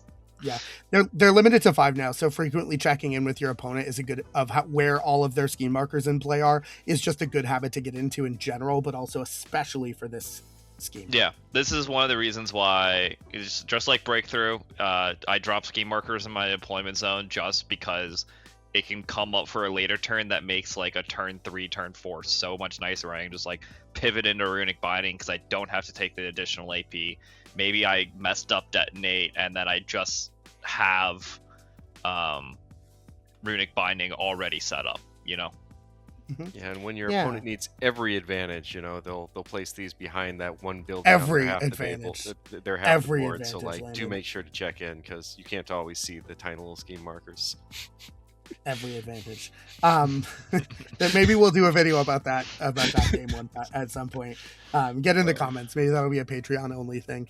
But yeah, it's a hoot. I really like Runic Binding. Probably like 7, probably 7 out of 10 for me. I think that's what Landon said too. Haku, what do you think? Yeah, I'm right there with you guys. Yeah. All 7s. Let's talk number 13. Lucky number 13. We got Reshape the Land. When the scheme is selected, secretly choose a marker type. Again, this is a situation where you could choose strategy marker. For what it's worth, don't fucking choose that in anything other than plant explosives, because it flat out becomes unscorable. Unless you have the mechanical rider. Oh, I didn't even think about that. Holy shit! Can you imagine mechanical ridering into a 2 points for Reshape the Land? I would be so next leveled. I think that would still be really fucking hard.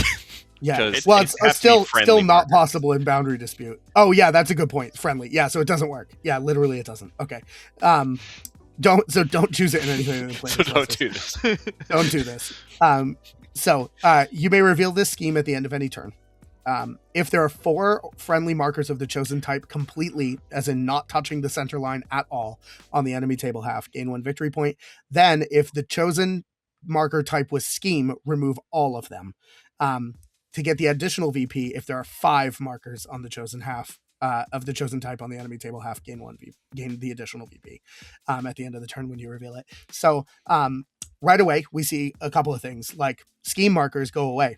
Other markers don't. So if you're a marker crew, this is just like 50 billion times better value than if you weren't. And if you're choosing plant explosives, it's also way better value than if you're just doing schemes.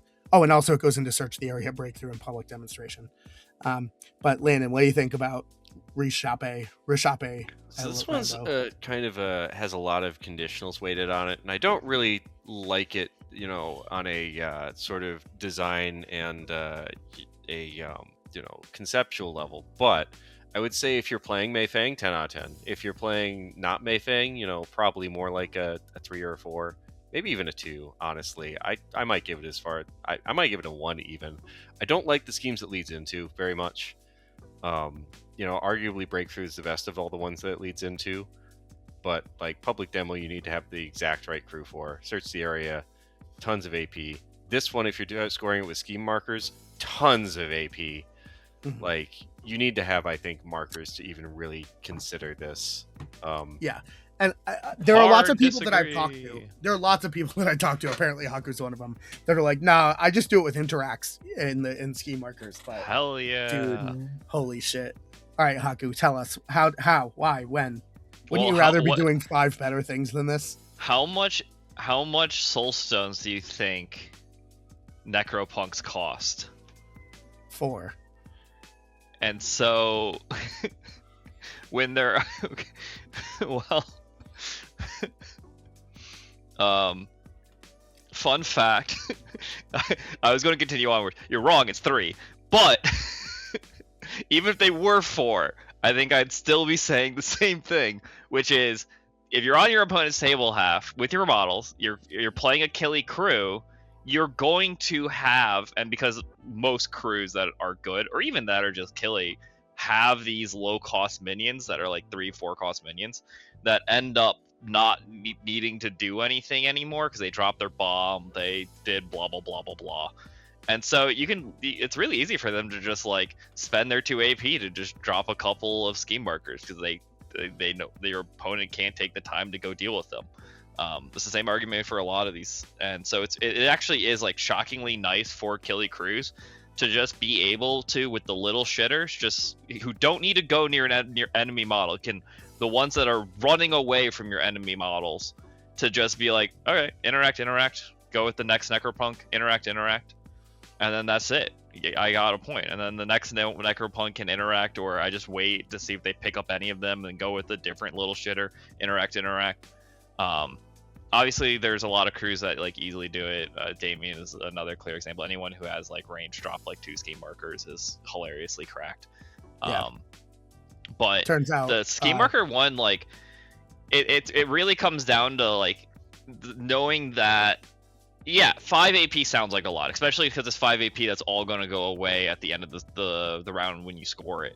But 5 AP isn't as much when you're thinking about all these little guys who weren't taking meaningful AP anyways, and never were going to take meaningful AP, depending on the schemes. See, and like so having all played they a can billion do rounds is of interact. Plant and what's the other one where you kick the cans? Plant and that. I Boundary feel like dispute. I've never had 5 AP that I'm just like, oh, let me just throw this into the void.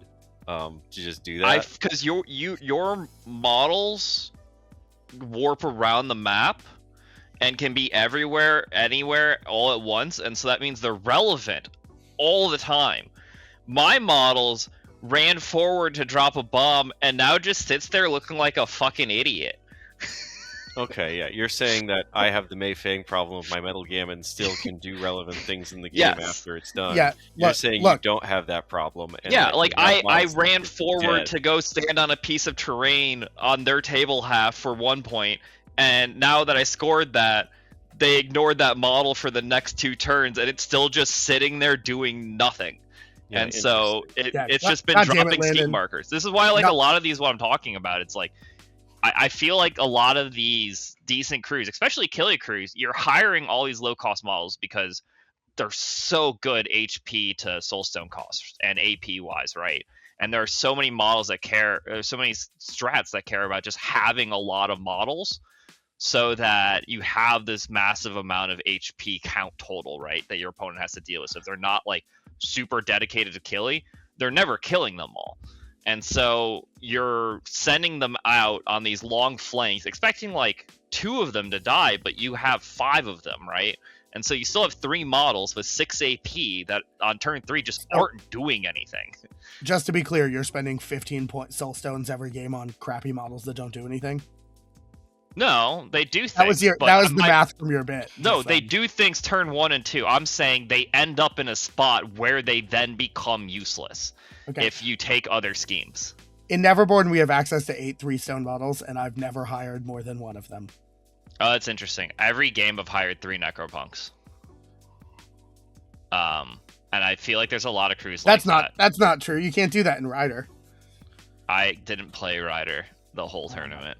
I get what Longton's putting down, and that's why this isn't a 0 for me. But like, Sure. I still think you can find other schemes to do your homework on that are going to be better than Reshape. Also, I've definitely done it where I took it and then had one Necropunch drop 2, Rusty blink to a marker, drop 3, the round ends, and I just get 2 points. Yeah.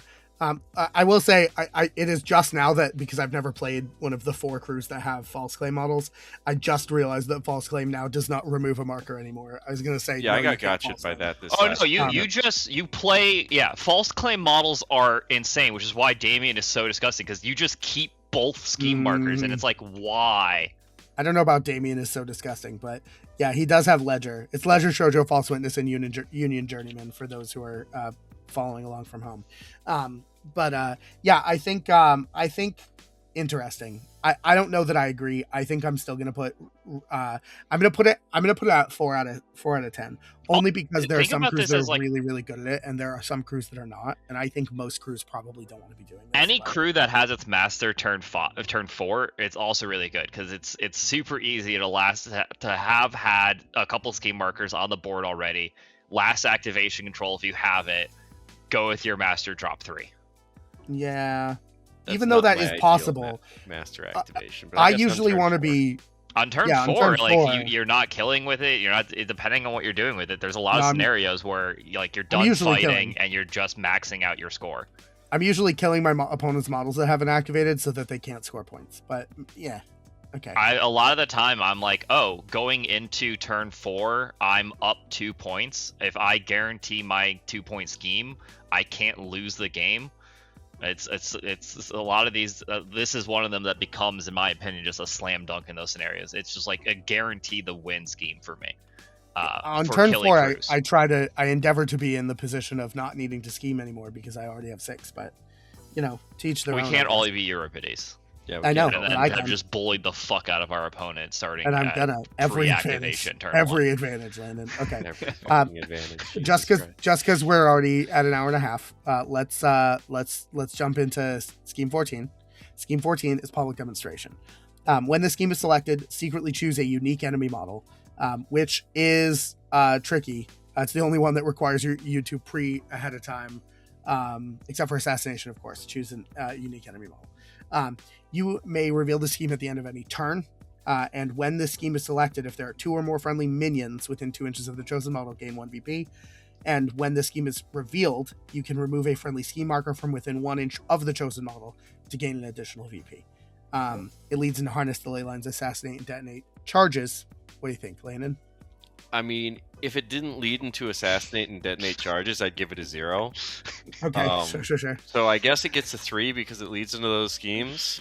So we've rated it at 1.5 out of 10 for every one of Assassinate and Detonate Charges you lead into. Yeah, that sounds right. Yeah.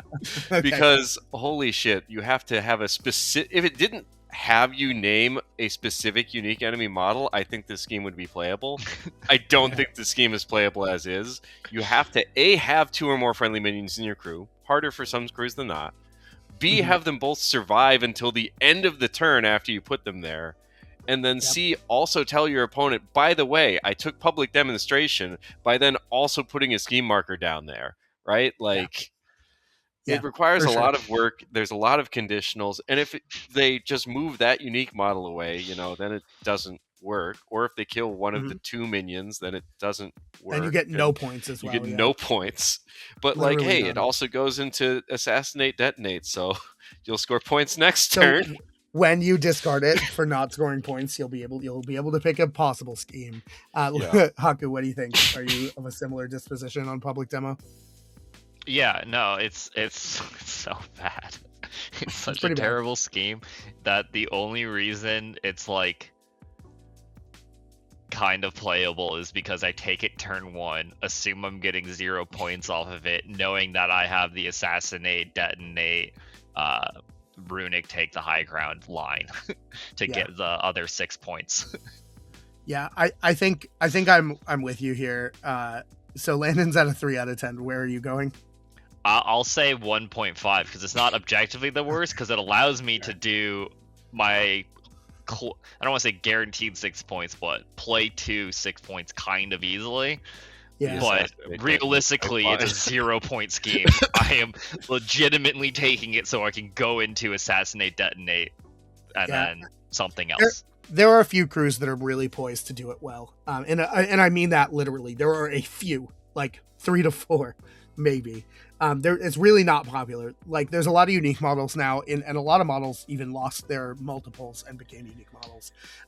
But all the unique models, I think, generally have really interesting designs. They're very good. You want to be taking them a lot. And I just don't ever really find myself hiring a bunch of minions. The one exception to that, I think, is Euripides. I hire almost all minions, and even then I don't want to do this scheme. No, so, Rusty is 100% the person this scheme was made for, and I think is exclusively the one who can do it. No, because your minions are super cheap, and they're not fragile, but they're very cheap and just 2 hits from anything. Okay, so what does Rusty Aller's Trigger Happy do when she shoots you? She makes an A-bomb. Summons an abomination. And how many can I make in one activation? I mean, none. 3. Okay. Yeah. So I can YOLO into 1 point by last activating Rusty, shoot you 3 times, and then shoot you 2 times and then place a scheme marker and get 2 points off of this. If that doesn't kill the target, sure. Yeah. Yeah. I think I am like the one person who does it. The fact that it has to be a specific unique model makes it obviously a lot harder, but it's technically a thing that I have done. And is really, really funny because the summoned models count for it.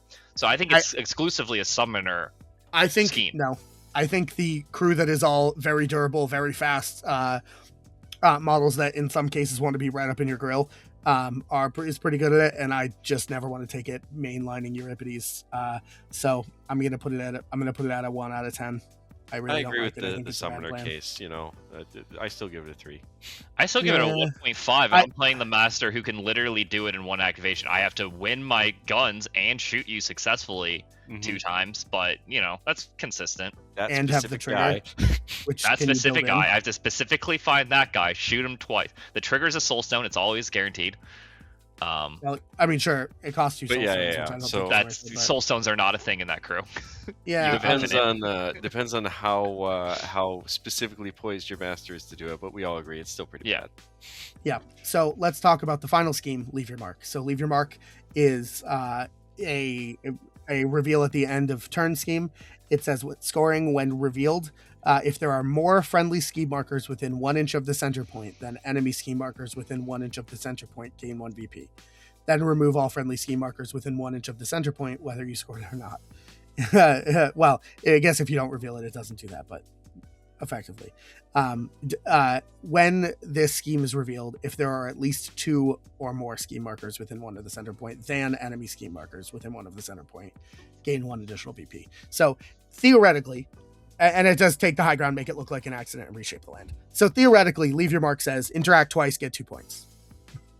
Now, the problem is it doesn't. Also, I think it's probably worth noting the contention right now. So one of the FAQs as of February 2026 has officially come out to say that you are allowed to block the center point of the board from line of sight from your opponents. So effectively by standing any enemy model over the center point, if both of the schemes aren't touching the center point and already there, it is not possible to score this for you ever.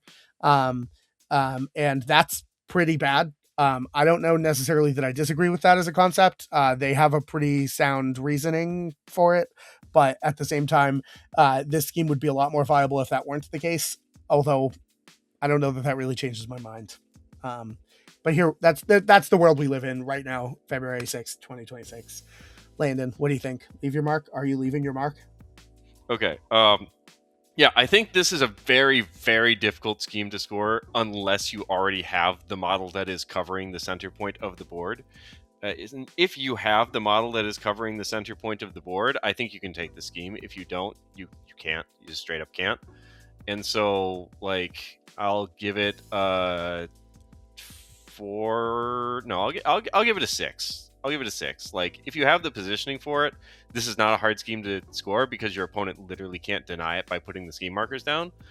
That's just the thing. And so it's pretty good, but you have to have the positioning for it. And the positioning for it is not the easiest positioning to have. You have to be in the center of the board, the most dangerous spot of the board. And some crews, admittedly, do have models that can stand there and not die. But if you don't have that model, you should not take this scheme.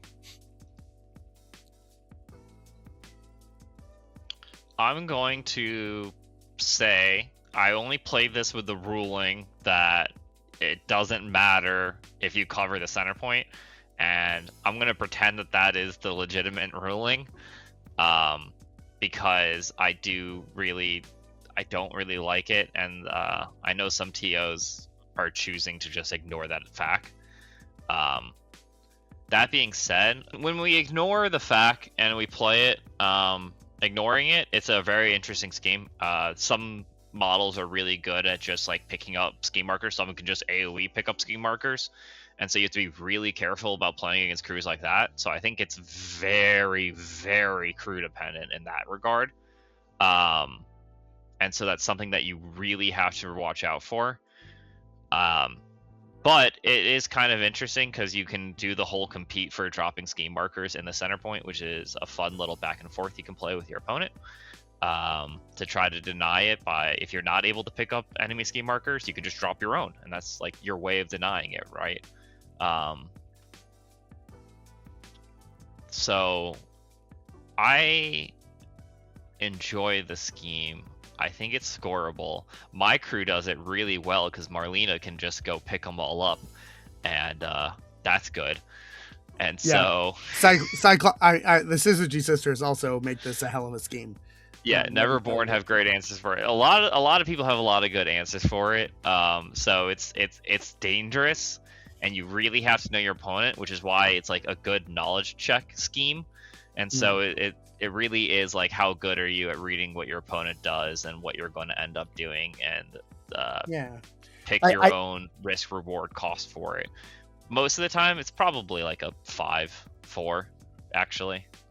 Yeah. Ruling aside, can I just say it's really cool that this scheme is paired with Runic Binding on one choice, Ensnare on the other choice, and Detonate Charges on the third choice of the 3 schemes that lead into it. So, like, you have the idea where you can bluff it by just putting scheme markers down on the center. They walk up to try and put their own scheme markers down, and then you score Ensnare. Yeah, I've legitimately had it for the what was it? They did Runic Binding with it instead. Mm-hmm. They're just like, it's very clearly going for leave your mark, and then you had the model in the middle, which I guess, the fact actually helps you in that regard. Yeah, so yeah. You try to block the middle by throwing your model there, and they're like, that's like, it was Runic Binding. Yeah. Yeah. Importantly, something we didn't talk about, if you both take it, player order matters on who scores when, because one player will remove their markers first. Oh, sure. Yeah.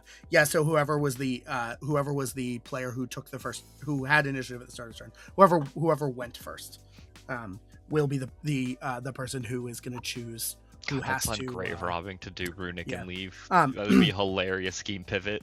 Mm-hmm. But so I think, just importantly for leave your mark, I have actually taken this a bit. I'm probably going to put it a 4 out of 10, maybe a 5 out of 10, but I have taken this a bit, even with the ruling of the blocking the center, because a lot of times, like, I think that there's just an agreement that we're not going to do it because people are like, this is dumb and bad. And that helps a lot. But also the way that I've had success with Leave Your Mark is I will make sure that I'm last, as I often am playing Euripides, because all my models are very expensive. And then when I have the last activation, my last activation model will put 2 scheme markers down in the within one of the center point.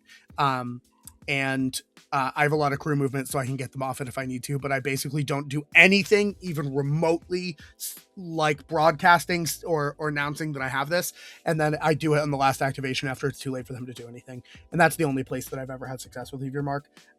Sometimes you just get a bad scheme that you can't do a couple other things on, and Leave Your Mark is what you pivot into, and that's how I've had success. Yeah, I don't know. FAQ aside, I think maybe we should not, but That's what I got. Yeah, I'll stick with 4 out of 10.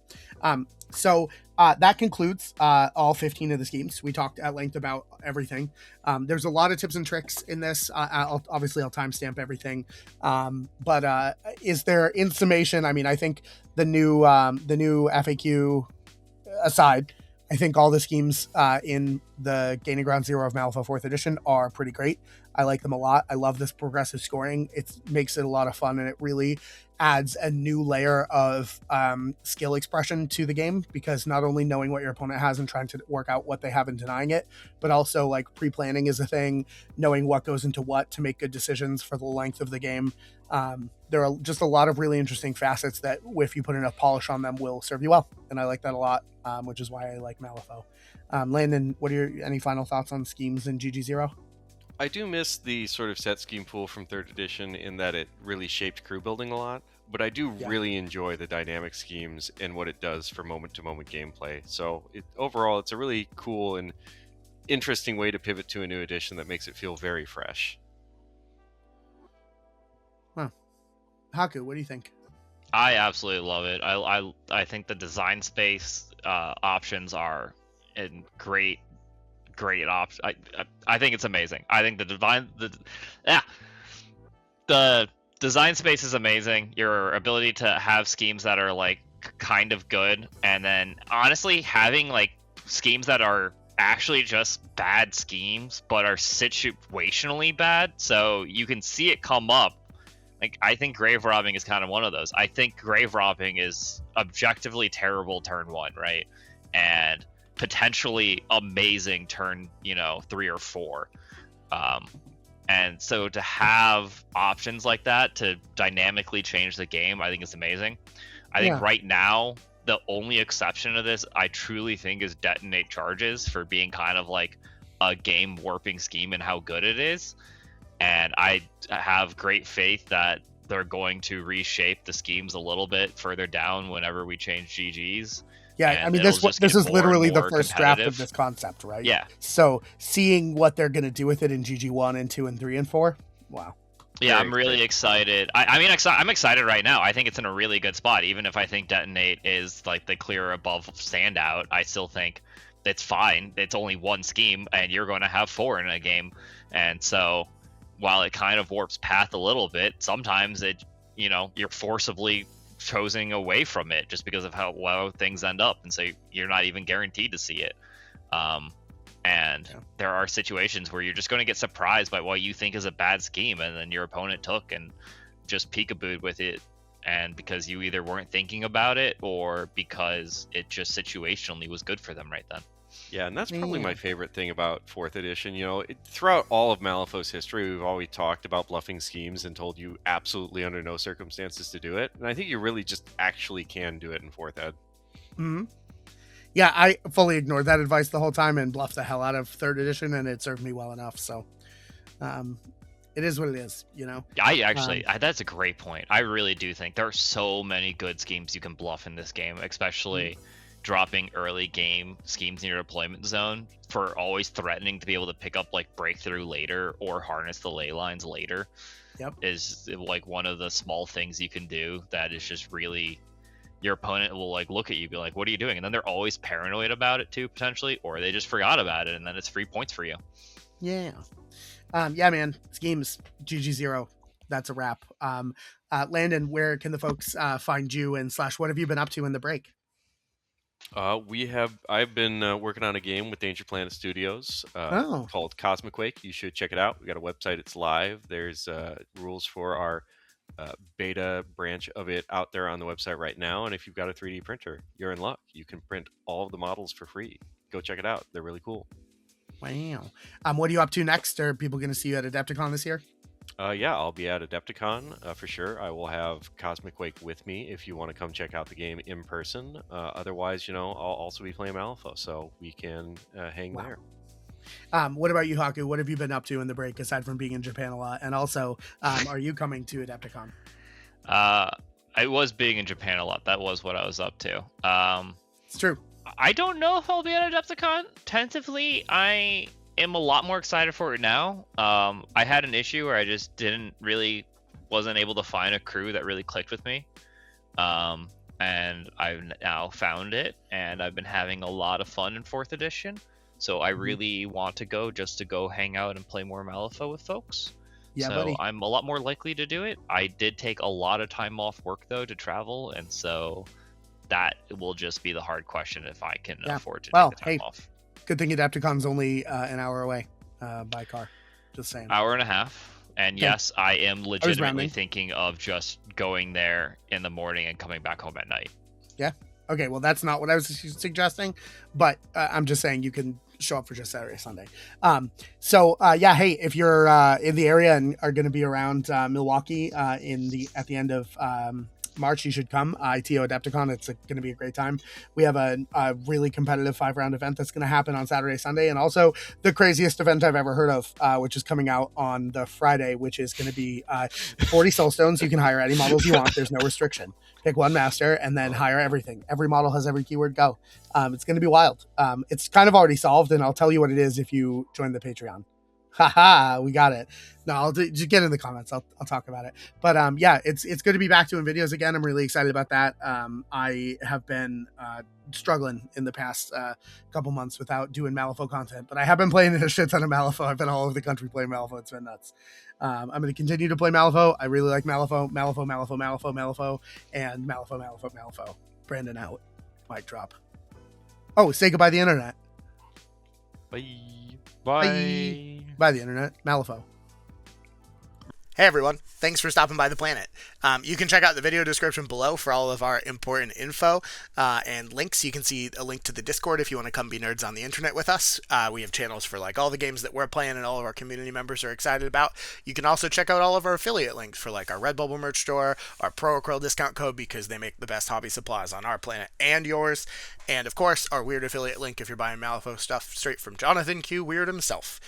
Most importantly, though, you can see a link to our Patreon where I post things from time to time, like behind the scenes cuts or early vids, and we even have a tier where I'll bake you cookies and send them to you in real life. Thanks a ton to our current patrons who cover the cost of all of our software to make these videos, and we couldn't do it without them. You can see their names appearing now across the screen. And until next time, goodbye the internet. We did it!